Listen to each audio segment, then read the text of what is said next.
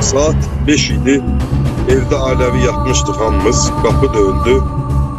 Anam çıktı, gördüm maskallardı. Kapının üstü açmadı. Dedi kimsiz kimsiz. Gördüm ki mantirovkanı salıp kapını kırırlar. Kışkırdım ki aç aç. Kapı açıldı. Hamısı maskalıydı. Rozgvardiya, FSB. Kapı açıldı. Açılan kimi töküldüler. Evde de 2 uşaq. Yoldaşım, anam, atam, kardeşim, ben. Bizi vurdular sırazı. Hiç ne soruşmadılar. Sırazı vurdular. Bizi çok döydüler evde. Evi şumon elediler. Evi ne bilim ne var idi töktüler yere. Deyir 2001-ci ildə ölüm iş olub. Yerim xəbərim yoxdur. Mənim 94 təvəlliyəm, mənim 16 yaşım olubdu. Mən nə bildim də uşaq olmuşum. Hiç məktəbə getməmişəm. Mən nə bilim ondan kiminlə nəçidir o.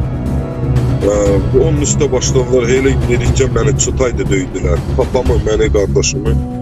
1 saat döyəndən sonra bizi çırptılar başımızla Pramoy evdə. Pola çırpırdılar başımızı. 1 saatten sonra bizi qanladılar. Əllərimizi başımızı aşağı bizi çıxartdılar 30'lular başına. Qaz elə. Bir dənə qardaşımla məni papamı başqa maşına saldı. Uzandılar pola. Pola uzandıranda deyir bal çıktı. Pol da balçıq idi. Ye deyir bu polu. Toka verdiler dubinkayla. Kəmərlə. Bizi başladılar təpiliyə təpiliyə. Böyrümüzə böyrümüzə. Qalxırlar üstümüzdə yerirlər. O izə bu izə. Başıma vurdu təpi. Şöyle deyir, nravitsə çurka.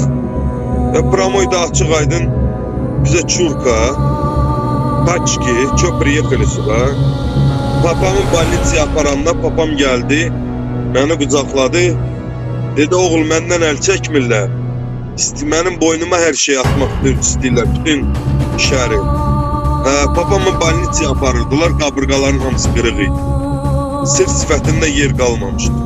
Bize upravlenyadan gelmişti. Direnmiştiler ki gol çek. Esvo'ya git birbaşa 2 kardeş. Muharbiye. Dedim ki bes kardeşim muharebe çekifte burada. Dedi yok.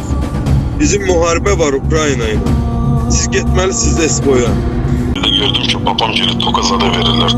Eşitledim alsın görürdüm. Böyle kabinetteydiler. Lomla vururdular. Lomla Montirovka'yla. Kılçamıza kılçamıza. Yüreğinde stent var babamın. Öyle mi yüreğimde stent var. Delikçen toku götürürdü. Yüreğine vururdu. Babam serde değil. Babamın bütün kaburgalarını kırdılar. Bizi kardeşimle 17 saat saklayandan sonra babama dediler ki hamınızı öldüreceğiz. Ya da bura gol çemelisin ki mecburi gol çemelisin ki menlikti her şey. Babam da deyirdi ki ben işini bilmirəm, mənim işdən xəbərim yoxdur. Mənlikdə deyirdilər, yox, sənin əlin var, sənlikdir.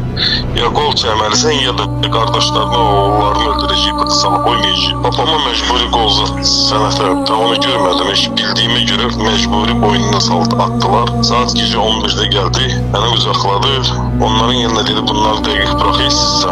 Atın mən boynuma, hiç bıçağımız adımı bırakın, evdə körp bıçaq zət var. Ondan sonra bizi bıraktılar, bütün sənətimizi, maşınların hasarı, ne var, hamısını götürdülər, apardılar. 15.000 dolar pul apardılar, kızıllar var idi. Toyumuz olasıydı, bütün kızıllarımızı yırdılar, apardılar. 10'dan eve bastım olur.